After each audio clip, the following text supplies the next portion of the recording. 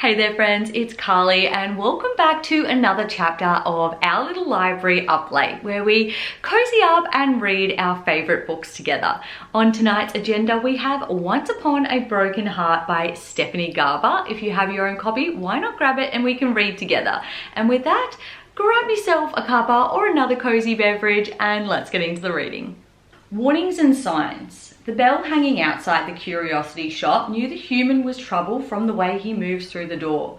Bells have excellent hearing, but this little chime didn't need any particular skill to catch the crude jangle of the Geordie pocket watch chain at this man's hip, or the rough scrape of his boots as he attempted a swagger, but only succeeded in scuffing the floor of Maximilian's oddities, curiosities and whimsies. This young man was going to ruin the girl that worked inside the shop. The bell had tried to warn her. A full 2 seconds before the boy opened the door, the bell rang its clapper. Unlike most humans, this shop girl had grown up around oddities, and the bell had long suspected she was a curiosity as well, though it couldn't figure out exactly what sort. The girl knew that many objects were more than they appeared, and that bells possessed a sixth sense that humans lacked. Unfortunately, this girl, who believed in hope and fairy tales and love at first sight, often misinterpreted the bell's chimes. Today, the bell was fairly certain that she had heard its cautionary ring, but from the way her voice affected an excited edge as she spoke to the young man, it seemed as if the girl had taken the bell's early toll as a serendipitous sign instead of a warning. Part 1. The Tale of Evangeline Fox. The Whisper Gazette. Where Will the Broken-Hearted Pray Now? By Cutlass Nightlinger. The door to the Prince of Hearts Church has disappeared. Painted the deep blood red of broken hearts, the iconic entry simply vanished from one of the Temple District's most visited churches sometime during the night, leaving behind an impenetrable marble wall. It's now impossible for anyone to enter the church. Evangeline shoved the 2-week-old newsprint into the pocket of her flowered shirt. The door at the end of this decrepit alley was barely taller than she was, and hidden behind a rusted metal grate instead of covered in beautiful blood-red paint, but she would have bet her father's curiosity shop that this was the missing door. Nothing in the Temple District was this unattractive. Every entry here was carved panels, decorative architraves, glass awnings and gilded keyholes. Her father had been a man of faith, but he used to say that churches were like vampires. They weren't meant for worship. They were designed to entice and entrap. This door was different. This door was just a rough block of wood with a missing handle and a chipped white paint. This door did not want to be found, yet it couldn't hide what it truly was from Evangeline. The jagged shape of it was unmistakable. One side was a sloping curve, the other a serrated slash, forming one half of a broken heart, a symbol of the faded Prince of Hearts. Finally. If hope were a pair of wings, Evangeline's was stretching out behind her, eager to take flight again. After 2 weeks of searching the city of Valenda, she found it. When the gossip sheet in her pocket had first announced that the door from the Prince of Hearts church had gone missing, few imagined it was magic. It was the scandal sheet's first article, and people said it was part of a hoax to sell subscriptions. Doors didn't simply disappear, but Evangeline believed that they could. The story hadn't felt like a gimmick to her, it had felt like a sign, telling her where to search if she was going to save her heart and the boy that it belonged to. She might not have seen much evidence of magic outside of the oddities in her father's curiosity shop, but she had faith it existed. Her father, Maximilian, had always spoken of magic as if it were real, and her mother had been from the magnificent north, where there was no difference between fairy tales and history. All stories are made of both truths and lies, she used to say. What matters is the way that we believe in them. And Evangeline had a gift when it came to believing in things that others considered myths, like the immortal fates. She opened the metal gate. The door itself didn't have a handle, forcing her to wedge her fingers into the tiny space between its jagged edge and the dirty stone wall. The door pinched her fingers, drawing a drop of blood, and she swore she heard its splintered voice say, "Do you know what you're about to step into? Nothing but heartbreak will come from this." But Evangeline's heart was already broken, and she understood the risk she was taking. She knew the rules for visiting faded churches. Always promise less that you can give, for fates always take more. Don't make bargains with more than one fate. And above all, never fall in love with a fate. There were 16 immortal fates, and they were jealous and possessive beings. Before they'd vanished centuries ago, it was said they ruled over part of the world with magic that was as malevolent as it was marvelous. They never broke a bargain, although they often hurt the people they helped. Yet most people, even if they believed the fates were merely myths, became desperate enough to pray to them at some point. Evangeline had always been curious about their churches, but she'd known enough about the mercurial nature of fates and fated bargains to avoid seeking their places of worship. Until 2 weeks ago, when she'd become one of those desperate people the stories always cautioned about. "Please," she whispered to the heart-shaped door, filling her voice with the wild and battered hope that had led her here. "I know you're a clever little thing, but you allowed me to find you. Let me in." She gave the wood a final tug. This time, the door opened. Evangeline's heart raced as she took her first step. During her search for the missing door, she'd read that the Prince of Hearts Church held a different aroma for everyone who visited. It was supposed to smell like a person's greatest heartbreak. But as Evangeline entered the cool cathedral, the air didn't remind her of Luke. There was no hints of suede or vetiver. The dim mouth of the church was slightly sweet and metallic, apples and blood. Goose flesh covered her arms. This was not reminiscent of the boy she loved. The account she'd read must have been wrong, but she didn't turn around. She knew fates weren't saints or saviours, although she hoped that the Prince of Hearts was more feeling than the others. Her steps took her deeper inside the cathedral. Everything was shockingly white. White carpets, white candles, white prayer pews of white oak, white aspen, and flaky white birch. Evangeline passed row after row of mismatched white benches. They might have been handsome once, but now had many missing legs, while others have mutilated cushions or benches that have been broken in half. Broken, broken, broken. No wonder the door hadn't wanted to let her enter. Perhaps this church wasn't sinister, it was sad. A rough rip shattered the church's silence. Evangeline spun around and choked back a gasp. Several rows behind her in a shattered corner, a young man appeared to be in mourning or performing some act of penance. Wild locks of golden hair hung across his face as his head bowed and his fingers tore at the sleeves of his burgundy topcoat. Her heart felt a pang as she watched him.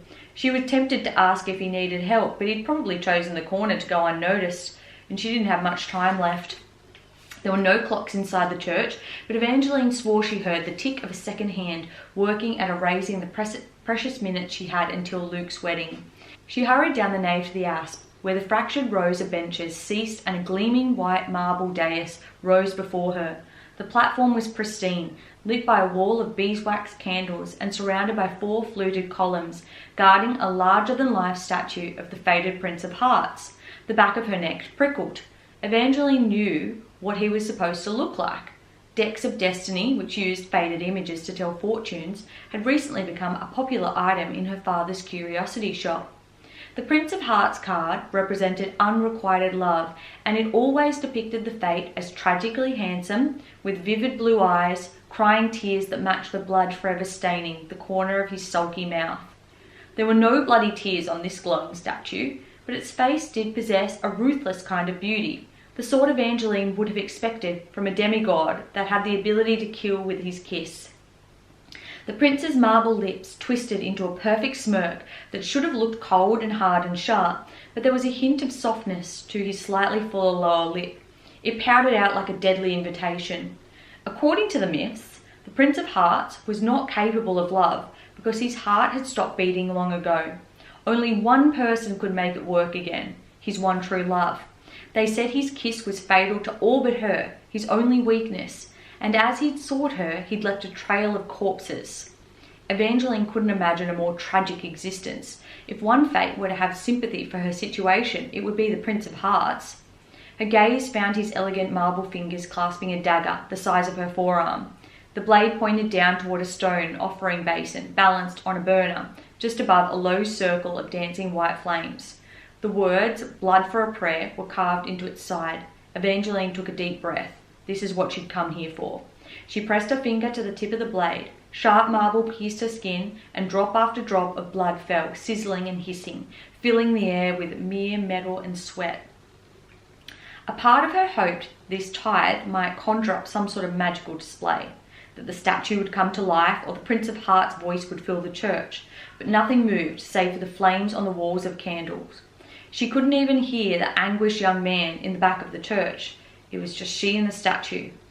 "Dear Prince," she started haltingly. She'd never prayed to a freight, and she didn't want to get it wrong. "I'm here because my parents are dead." Evangeline cringed. That was not how she was supposed to start. "What I meant to say was, my parents have both passed away. I lost my mother a couple of years ago, then I lost my father last season, and now I'm about to lose the boy I love. Luke Navarro." Her throat cleared as she said the name and pictured his crooked smile. "Maybe if he'd been plainer or poorer or crueler, none of this would have happened. We've been seeing each other in secret. I was supposed to be in mourning for my father, then a little over 2 weeks ago, on the day that Luke and I were going to tell our families we were in love, my stepsister, Marisol, announced that she and Luke were getting married." Evangeline paused to close her eyes. This part still made her head spin. Quick engagements weren't uncommon. Marisol was pretty, and although she was reserved, she was also kind, so much kinder than Evangeline's stepmother, Agnes. But Evangeline had never even seen Luke in the same room as Marisol. "I know how this sounds, but Luke loves me. I believe he's been cursed. He hasn't spoken to me since the engagement was announced. He won't even see me. I don't know how she did it, but I'm certain this is all my stepmother's doing." Evangeline didn't actually have any proof that Agnes was a witch and she'd cast a curse on Luke, but Evangeline was certain her stepmother had learned of Evangeline's relationship with Luke, and she'd wanted Luke and the title he'd someday inherit for her daughter instead. "Agnes has resented me ever since my father died. I've tried talking to Marisol about Luke. Unlike my stepmother, I don't think Marisol would ever intentionally hurt me, but every time I try and open my mouth, the words won't come out, as if they're also cursed or I'm cursed. So I'm here begging for your help. The wedding is today and I need you to stop it." Evangeline opened her eyes. The lifeless statue hadn't changed. She knew statues didn't generally move, yet she couldn't help but think that it should have done something, shifted or spoken or moved its marble eyes. "Please, I know you understand heartbreak. Stop Luke from marrying Marisol. Save my heart from breaking again." Now that was a pathetic speech. 2 slow claps followed the indolent voice, which sounded just a few feet away. Evangeline spun around, all the blood draining from her face. She didn't expect to see him, the young man who'd been tearing his clothes in the back of the church. Although it was difficult to believe this was the same person. She'd thought that the boy was in agony, but he must have ripped away his pain along with the sleeves of his jacket, which now hung in tatters over a striped black and white shirt that was only halfway tucked into his breeches. He sat on the dais steps, lazily leaning against one of the pillars with his long, lean legs stretched out before him. His hair was golden and messy, his 2 bright blue eyes were bloodshot, and his mouth twitched at the corner as if he didn't enjoy much, but he found pleasure in the brief bit of pain he'd just inflicted upon her. He looked bored and rich and cruel. "Would you like me to stand up and turn around so that you can take in the rest of me?" he taunted. The colour instantly returned to Evangeline's cheeks. "We're in a church. What does that have to do with anything?" In one elegant move, the young man reached into the inner pocket of his ripped burgundy coat, pulled out a pure white apple and took one bite. Dark red juice dripped from the fruit to his long pale fingers and then onto his pristine marble steps. "Don't do that!" Evangeline hadn't meant to yell. Although she wasn't shy with strangers, she genuinely avoided quarrelling with them. But she couldn't seem to help it with this crass young man. "You're being disrespectful. And you're praying to an immortal who kills every girl he kisses. You really think he deserves any reverence?" The awful young man punctuated his words with another wide bite of his apple.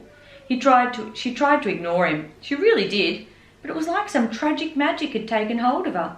Rather than marching off, Evangeline imagined the stranger taking her lips instead of his snack and kissing her with his fruit-sweet mouth until she died in his arms.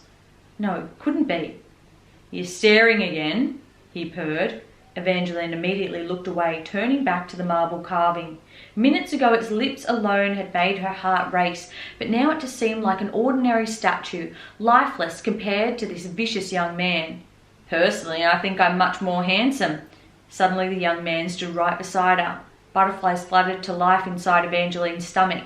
Scared ones, all frantic wings and 2 fast beats, warning her to get out of there, to run, to flee, but she couldn't look away. This close, he was undeniably attractive and taller than she'd realised. He gave her a real smile, revealing a pair of dimples that briefly made him look more angel than devil, but she imagined even angels would need to beware of him. She could picture him flashing those deceptive dimples as he tricked an angel into losing its wings just so he could play with the feathers. "It's you," she whispered. "You're the Prince of Hearts." And that's the end of chapter 1. If you enjoyed this book and want to continue reading, I'll leave a link down below to where you can purchase it online, or better yet, why not hit up your local library and see if you can borrow it there for free. If you like this video, make sure to give it a thumbs up and don't forget to subscribe down below. I upload new ones every single week. With that being said, I hope you guys have a fantastic rest of your week, and I'll see you all in the next video. Happy reading, everyone.